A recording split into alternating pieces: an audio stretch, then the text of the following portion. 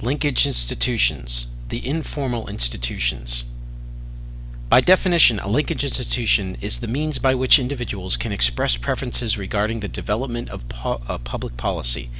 Preferences are voiced through the political system, and when specific political issues are resolved, they become the basis for policy. In today's political system, the two major political parties, the Democrats and the Republicans, each have national platforms that outline their position on various public issues.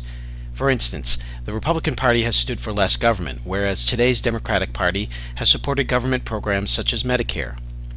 In areas of social concern, Republicans have been opposed to abortion on demand, whereas Democrats have been identified as a party favoring choice.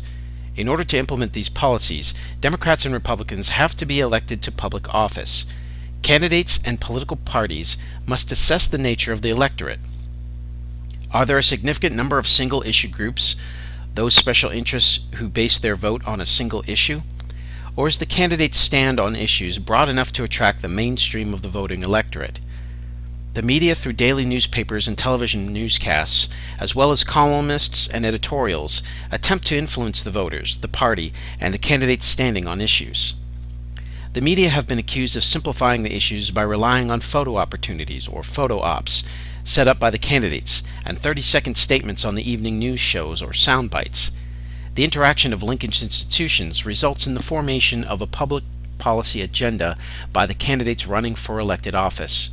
An example of how linkage institutions work is the 1980 presidential race between Ronald Reagan and President Jimmy Carter.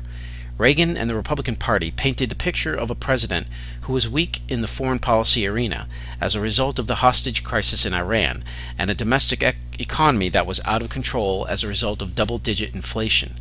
The electorate, following the media's coverage of a series of debates, perceived Reagan to be the candidate who would provide strong leadership both at home and abroad.